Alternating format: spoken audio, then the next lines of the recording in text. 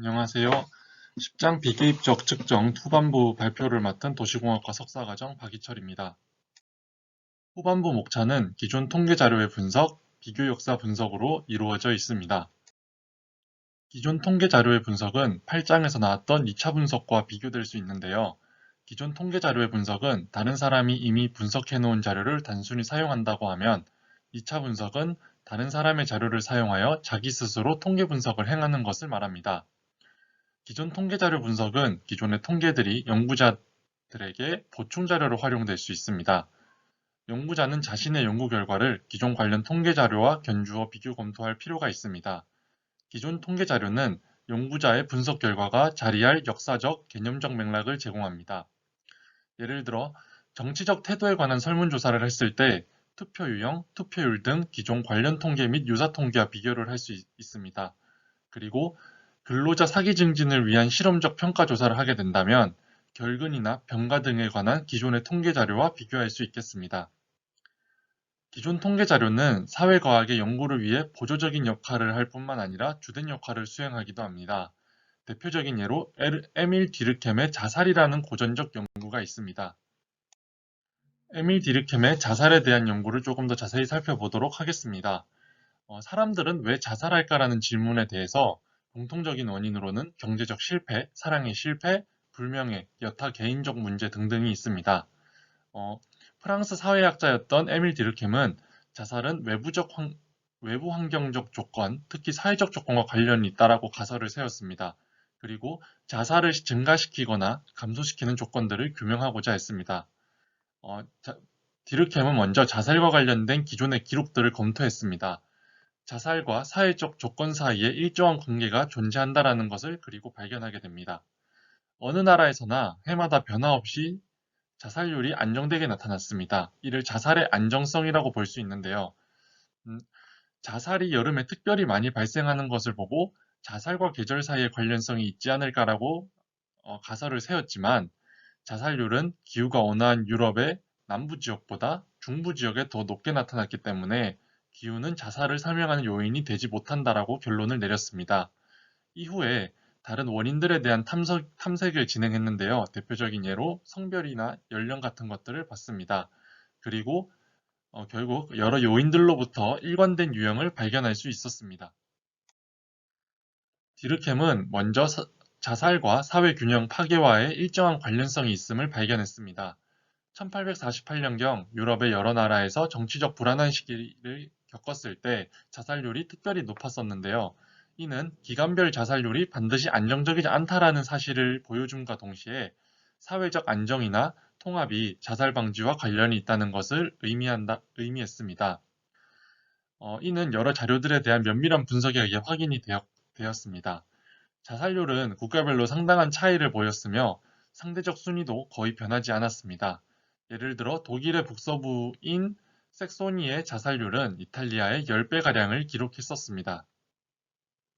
또한 디르켐은 자살과 국가별 종교의 차이가 직결된다라는 사실을 알아냈습니다. 부교가 지배적인 나라에 비해서 신교가 지배적인 나라에서 자살률이 일관되게 높았습니다. 디르켐은 자살률의 국가별 차이는 종교 외 여타 요인과도 관련이 있을 것으로 어, 예상을 하기도 했습니다. 종교가 실제로 자살에 영향을 미친다면 종교에 따른 자살률의 차이는 특정한 국가 내에서 존재할 것이라고 예상을 했습니다.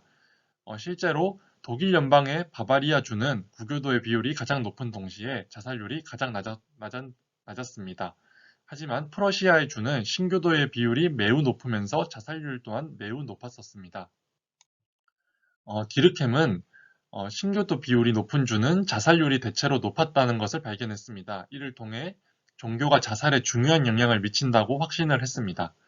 그리고 종교와 관련된 결과와 정치적 불안과 관련된 결과를 합쳐서 일반화된 이론적 명체를 도출하려고 시도했습니다. 그 결과 아노비, 무규범성이라고 하는 개념을 도출을 했는데요. 이는 사회적 불안과 해체감의 산물이라고 주장했습니다. 정치적으로 불안한 시기에 사람들은 안정적인 사회가 무너진다고 느끼며 도덕적으로 변하고 우울증을 느낀다라고 설명합니다. 같은 상황에 대한 사람들의 반응이 자살로 나타난다라고 주장을 하는 것인데요.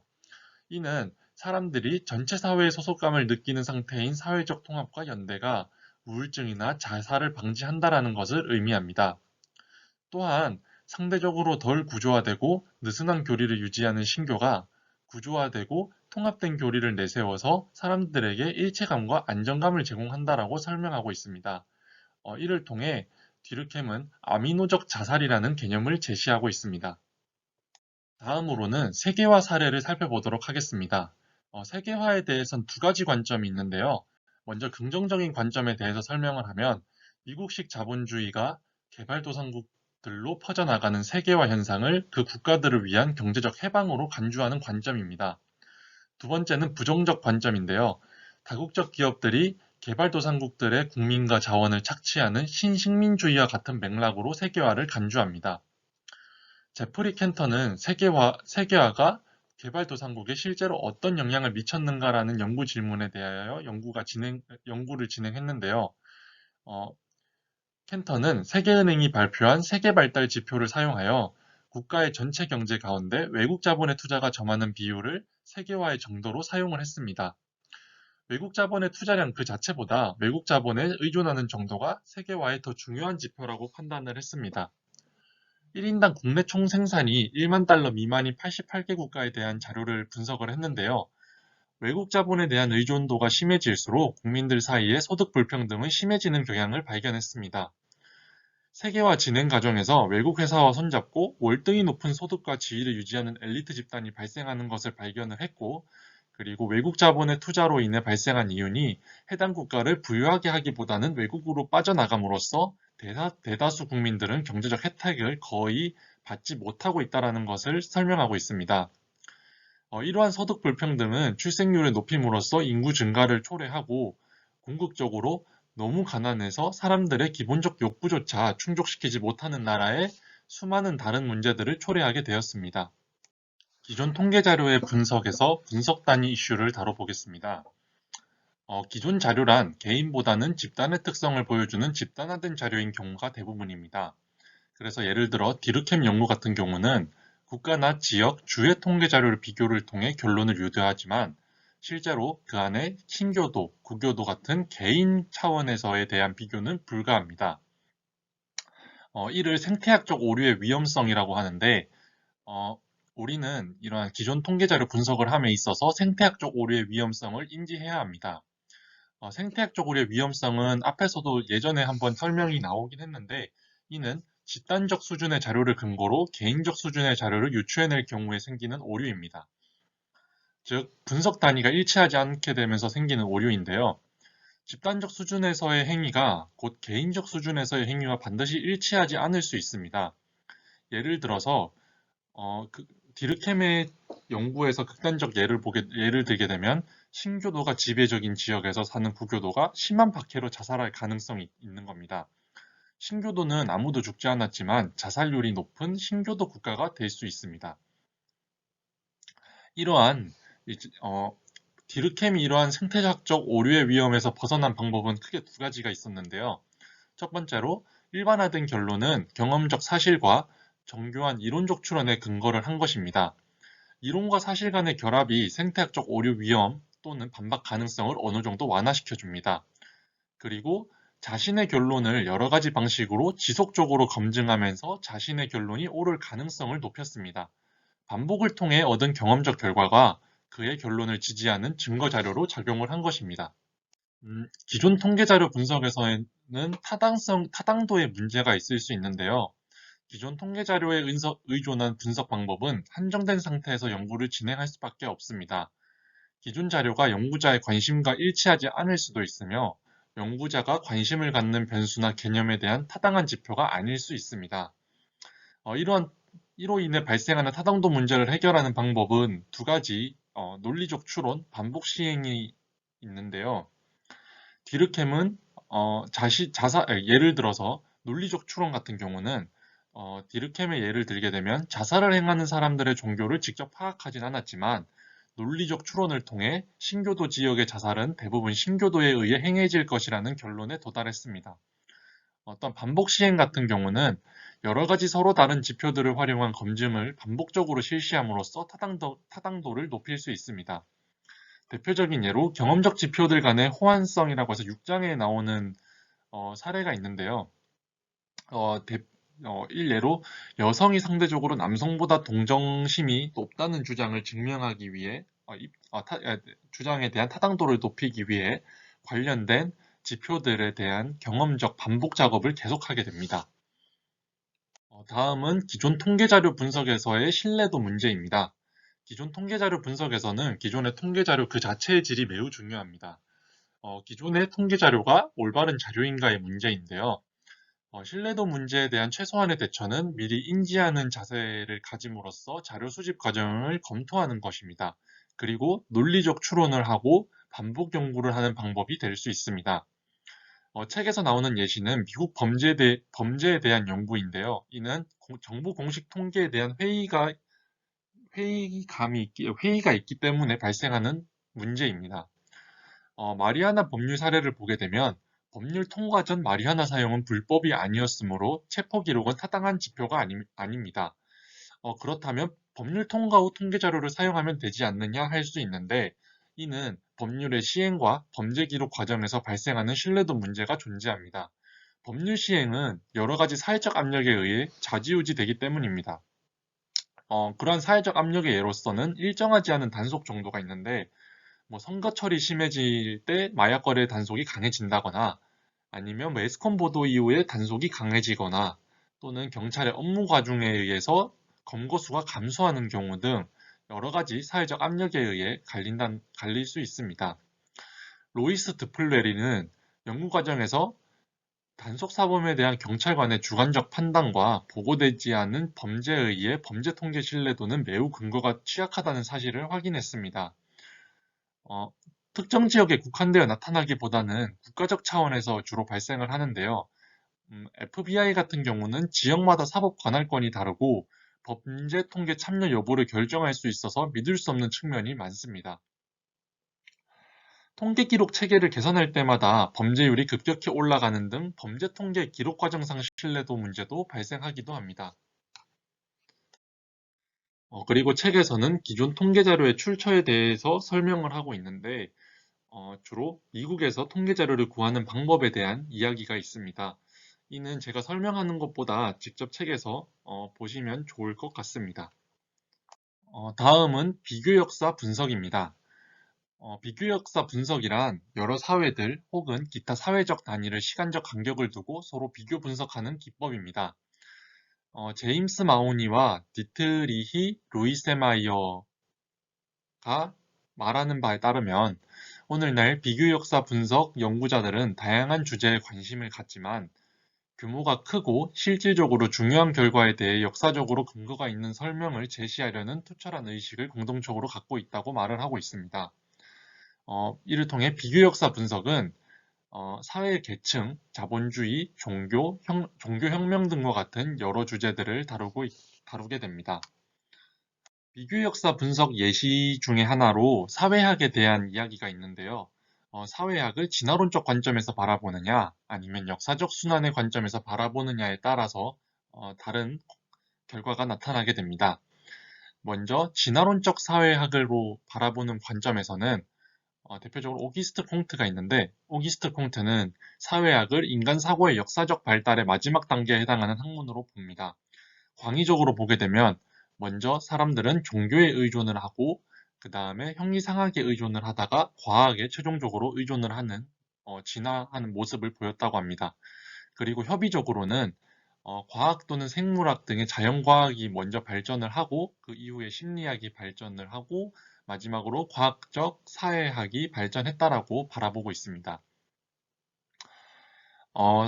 진화론적 사회학에서는 사회의 형태가 단순한 사회에서 복잡한 사회로, 농촌 사회에서 산업도시 사회로 바뀌는 역사적 과정을 연구했습니다. 루이스 모건은 인간 사회가 미개 사회, 야만 사회에서 문명 사회로 전환을 했다라고 주장을 하고 로버트 레드필드는 민속 사회에서 도시 사회로의 전환을 기술했습니다. 그리고 디르켐은 사회적 진보를 분업의 증대 과정으로 이해를 했고 칼 마르크스 같은 경우는 사회의 경제체제가 원시적 생산 방식에서 봉건적 생산 방식으로 그리고 다시 자본주의적 생산 방식으로 변화하는 역사적 과정을 분석했습니다. 조금 추가적으로 설명을 드리면 칼 마르크스는 자본주의가 지나면 사회주의가 나타나고 종국에는 공산주의가 나타날 것이라고 예견을 했습니다. 그는 인간의 모든 역사를 계급의 투쟁의 역사, 가진 자는 그들의 기대권을 유지하려 노력하고 못 가진 자는 더 가지려고 노력하는 투쟁으로 규정을 했습니다. 역사적 순환으로 사회학을 바라보는 관점에서는 대표적인 학자로 예가 피티림 소로킨이 있는데요. 인간 사회는 관념적 관점과 감각적 관점 사이에서 순환한다라고 주장을 합니다. 감각적 관점이란 현상에 대한 이해가 주로 인간의 감각을 통해 이루어지는 것을 말하고요. 관념적 관점이란 정신적이고 종교적인 요소를 강조하는 관점입니다. 감각적 관점과 관념적 관점 사이의 변화는 제3의 관점인 이상적 관점에 의해 진행이 된다고 합니다. 이상적 관점은 감각적 관점과 관념적 관점이 통합되어 만들어지는 새로운 합리적 관점이라고 할 수 있겠습니다. 두 번째 비교 역사 분석 예시로는 벨버와 관념의 역할에 대한 이야기가 있습니다. 먼저 마르크스의 경제 결정론을 설명드려야 합니다. 마르크스의 경제 결정론이란 사회의 모든 측면들이 경제적 요인에 의하여 결정된다는 주장입니다. 유럽의 교회는 자본주의의 현 상태를 유지하고 정당화시키기 위한 목적으로 존재한다라고 바라봤는데요. 종교는 결국 힘없는 자에 대한 힘 있는 자의 지배를 영속화시키는 수단이라고 생각했습니다. 대표적인 이야기로는 마르크스가 말하길 종교는 억압받는 사람들의 탄식이며 잔악한 세상의 정서이고 영혼 없는 상태의 영혼이며 결국 민중의 아편이라는 말이 있습니다. 이에 대한 막스 베버의 반박을 보시게 되면 그는 경제적 요인들이 사회의 여러 측면들에 영향을 미칠 수 있다는 것을 인정하면서도 경제 결정론이 모든 것을 설명할 수 없다라고 주장을 하고 있습니다. 경제적 요인이 비경제적 관념에 의해 발생한다라고 주장을 하고 있기도 한데요. 종교에 대한 분석을 통해 종교 제도가 단순히 경제적 상황을 반영하기보다는 사회 행위의 근원이라는 것을 밝혔습니다. 베버가 켈빈주의를 분석한 바에 따르면 켈빈주의자들은 현세의 안락을 위해 돈을 낭비하는 대신에 자신들의 경제적 발전을 위해 재투자했고 이것이 결국 자본주의의 발전에 필요한 자본 축적을 가능하게 만들었다라고 말하고 있습니다. 베버는 이외에도 유대교, 중국의 종교, 인도의 종교 등에 대한 면밀한 역사적 분석을 수행했는데요. 왜 자본주의가 중국이나 인도 또는 이스라엘과 같은 역사가 유구한 사회에서 발생하지 않고 서구 사회에서 발생했는가에서 시작을 했습니다. 다른 어떤 사회 종교에서도 자본의 재투자와 축적을 장려하는 교리는 없었으며 여러 종교에 관한 역사적 분석을 근거로 개신교의 역할에 대한 자신의 결론을 뒷받침했습니다. 세 번째 비교 역사 분석 예로는 공정거래 커피가 있습니다. 공정거래 운동에 대해서 설명을 드리면 개발도상국의 농부들이나 노동자들을 지원하기 위한 국제적 사회 생태 경제 운동에서 비롯된 것입니다. 국제무역에서 공정성을 도모하고 개발도상국가 노동자들로 하여금 그들이 생산하고 수출하는 상품에 대해 높은 가격을 받을 수 있도록 조처하기 위한 목적인데요. 공정거래는 경제적 재구조화를 도모를 하며 생산 지역의 농부가 국제적 비영리 단체와 공조해서 중간 상인을 배제시킴으로써 생산자에게 더 많은 돈과 가격 안정성을 보장해주는 방식을 취합니다. 이는 환경기준 향상과 지속성을 증진시키는 기능을 하고 있습니다. 다니엘 자페가 수행했던 공정거래 경제에 대한 연구를 살펴보시면 참여관찰법 외에도 생산 및 가격 등과 같은 자료를 수집하고 양적으로 분석을 했습니다. 공정거래 운동을 세계의 커피 생산 및 판매라는 보다 커다란 틀에 올려놓고자 했지만 공정거래는 전체 거래 1% 수준에 그쳐서 그 부분은 관철되지 못했습니다. 공정거래에 대한 인지도가 높아지며 공정거래 운동의 시간적 변화 추이를 관찰하는 데 관심을 가졌습니다. 관련 기구들의 움직임, 스타벅스 등과 같은 대규모 회사들의 조치로 어떤 변화가 나타나는지 주목했는데요. 여타 연구 방법들은 일정하게 정해진 시간에 정지된 사회생활의 단편만을 포착해 nem에 비해서 자폐 연구는 지속적인 사회생활에 움직이는 그림을 포착하게 해줬다라고 평가받고 있습니다. 이 외에도 비교 역사 분석의 개략적인 예로 한 4가지 정도가 있는데요. 먼저 첫 번째는 기독교의 부흥으로 로드니스탁에 의해 수행되었습니다. 그는 불분명하고 변두리적이었던 예수운동이 서구 사회에서 어떻게 벼슬기만의 지배적 종교가 되었는가라는 연구 질문을 통해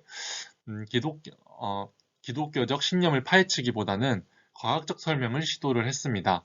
기존 역사적 자료를 분석하는 방법을 통해 기독교 발생 초기 당시 인구 증가에 주목을 했는데요. 기독교는 성장에 도움되는 실행적 요소를 지녔다라고 주장하고 있습니다. 대표적인 예로 여성 친화적인 종교풍이라던가 흑사병 시기의 보살핌 등이 있습니다.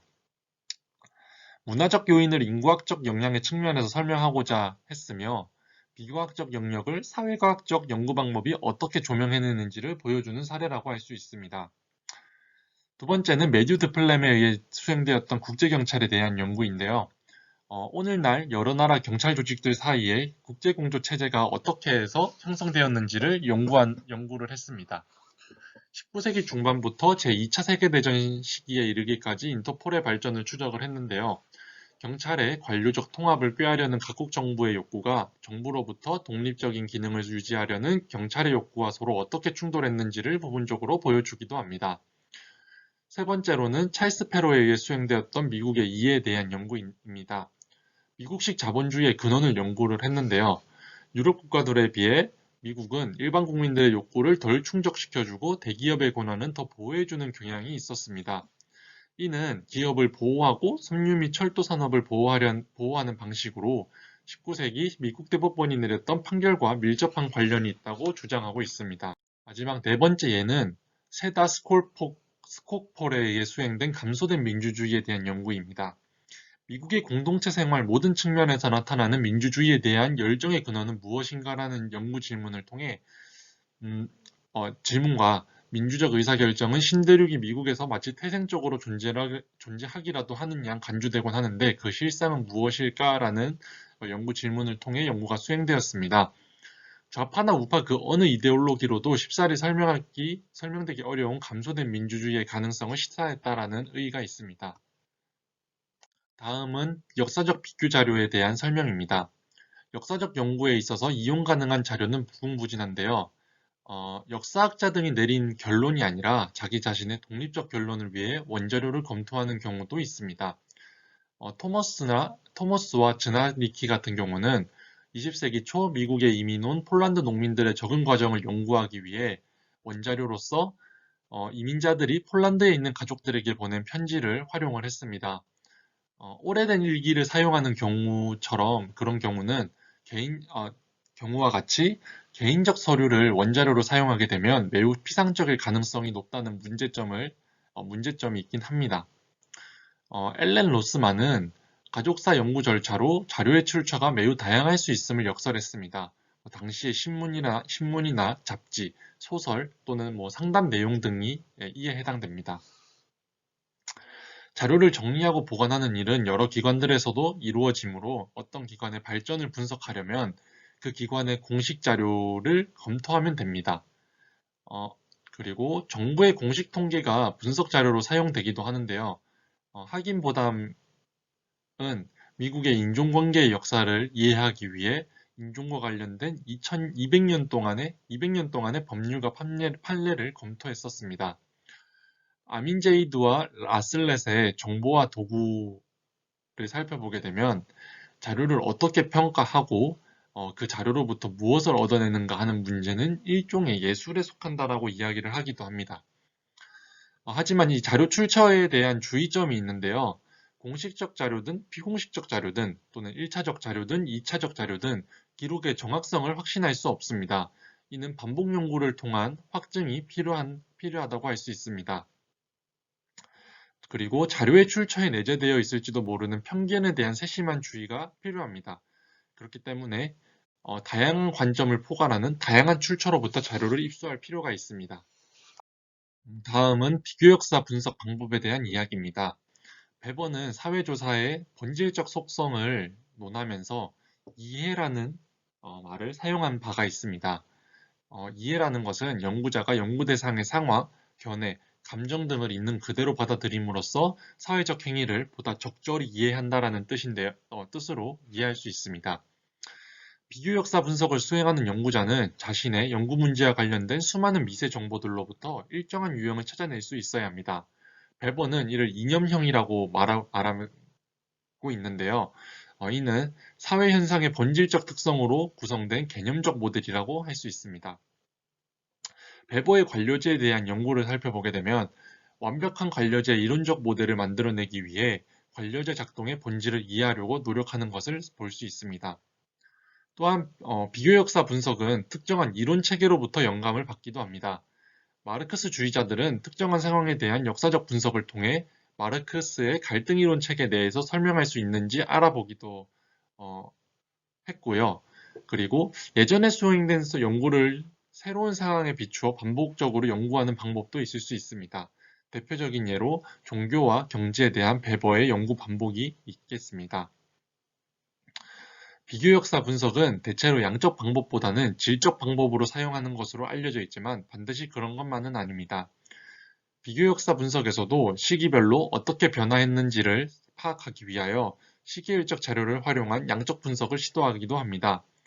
레리 아이작과 레리 그리핀 같은 경우는 회귀 분석을 사용하여 역사적 과정의 단절적 측면을 이해하며 또한 변수들 간의 일정한 관계가 나타나는 주기를 설명하는 방법을 논의하기도 했습니다.